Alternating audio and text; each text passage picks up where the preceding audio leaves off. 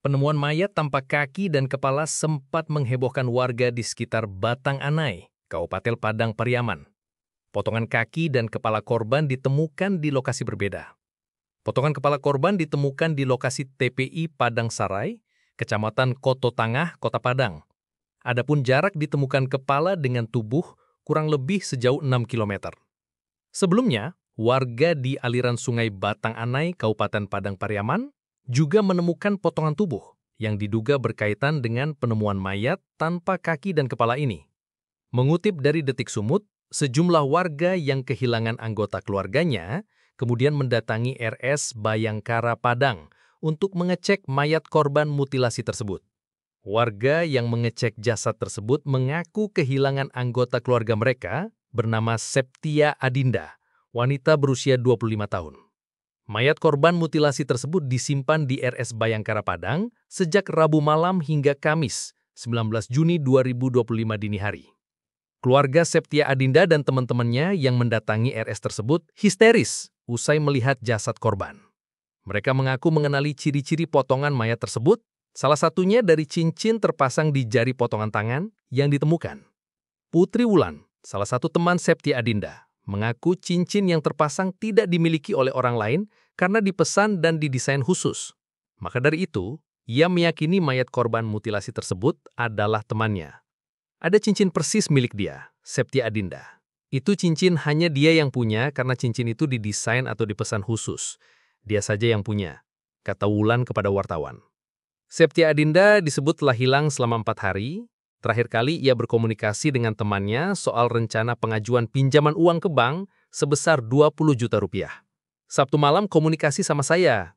Dia tanya mau pinjem uang, pengurusan ke bank 20 juta rupiah untuk keperluan temannya juga, ungkap Wulan, teman korban.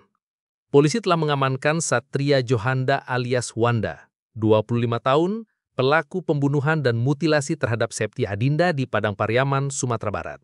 Diketahui, potongan jasad korban ditemukan secara terpisah, mulai dari Padang Pariaman hingga Kota Padang. Alhamdulillah pelaku sudah kita amankan, masih dalam pemeriksaan intensif, kata Kapolres Padang Pariaman, AKBP Ahmad Faisal Amir, Kamis, 19 Juni 2025. Pelaku mutilasi yang 3 hari terakhir menghebohkan, tersangka dengan inisial SJ, kita amankan dini hari tadi, katanya.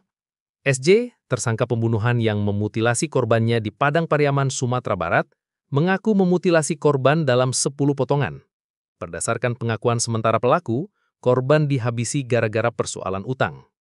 Usai dihabisi, pelaku lalu memutilasi korbannya hingga menjadi 10 potongan.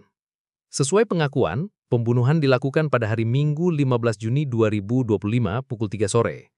Tersangka pelaku adalah security salah satu perusahaan, kata Kapolres Padang Pariaman, AKBP Ahmad Faisal Amir, saat dikonfirmasi wartawan, dilansir Detik Sumut, Kamis 19 Juni 2025. Korban dimutilasi ada berapa potongan, jadi 10 potongan dan dibuang menyebar, dimasukkan kantong, dilakukan secara terpisah, katanya. Faisal menyebut, pelaku dan korban adalah teman. Motif saat ini adalah pinjam uang. Korban pinjam uang kepada pelaku, ditagih tidak bisa sehingga dibunuh, kata Kapolres lagi.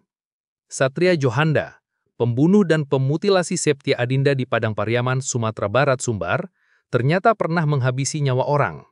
Hal itu terungkap saat polisi memeriksa secara intensif pelaku.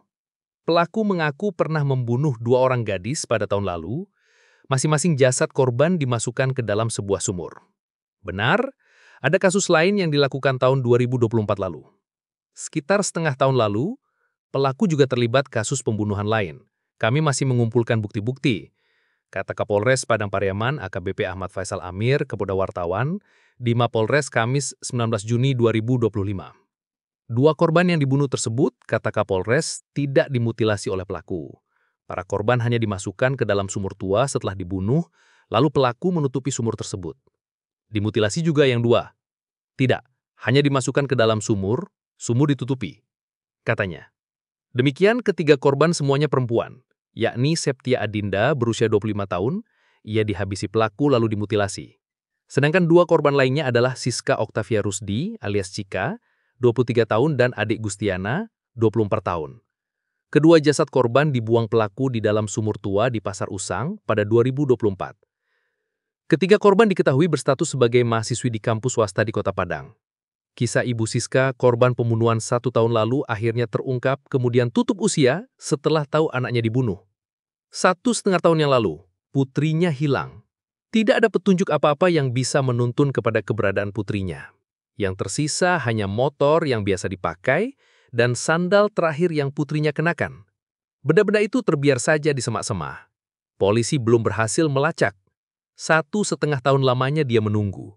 Harap-harap cemas, gelisah tentang kabar keberadaan putrinya. Titik terang itu belum juga ada. Putrinya, Siska dan sahabatnya masih hilang seperti ditelan bumi. Makan tak pernah lagi nikmat, tidur tak bisa lagi nyenyak.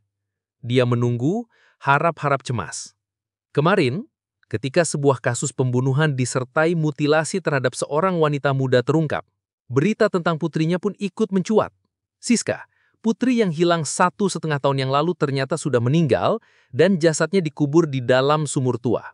Siska tak sendiri, ada kerangka sahabatnya Adek yang ikut menemani. Setelah 1,5 tahun menunggu, dia akhirnya menerima kabar, sebuah titik terang tentang putrinya yang hilang. Tapi di saat yang sama, jantungnya berhenti berdetak untuk selama-lamanya. Dia bahkan tak sempat menyaksikan tubuh Siska dikeluarkan dari sumur tua. Luar biasa kejinya pelaku. Menghilangkan nyawa orang seperti tak ada harganya. Setelah pernah melakukan kejahatan dan tidak ada yang tahu, dia mengulang kejahatan yang sama. Tapi tidak ada kejahatan yang sempurna, cepat atau lambat pasti akan terungkap juga.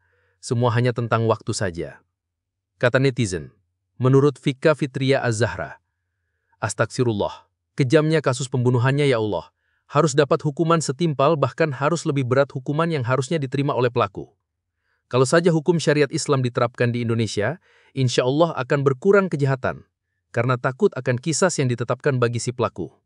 Dilansir dari almanhaj.or.id, pemahaman terhadap kisos selama ini terkadang masih dianggap sebagai sesuatu yang sangat angker, menakutkan dan tidak manusiawi, sehingga timbul apa yang dinamakan Islamophobia. Padahal Allah Azza wa Jalla menggambarkan kisos dalam firman-Nya, "Walakum fil qisosi hayatun ya ulil albabi la'allakum tattaqun." Al-Baqarah ayat 179. Imam Asy-Syaukani rahimahullah menjelaskan ayat ini dengan menyatakan, maknanya ialah kalian memiliki jaminan kelangsungan hidup dalam hukum yang Allah Azza wa Jalla syariatkan ini. Karena bila seseorang tahu akan dibunuh secara kisos apabila ia membunuh orang lain, tentulah ia tidak akan membunuh dan akan menahan diri dari meremehkan pembunuhan dan terjerumus padanya. Sehingga hal itu sama dengan jaminan kelangsungan hidup bagi jiwa manusia. Semoga hukum Islam bisa diterapkan dengan benar untuk menghukum pelaku setimpal agar menjadi pembelajaran bagi yang lain.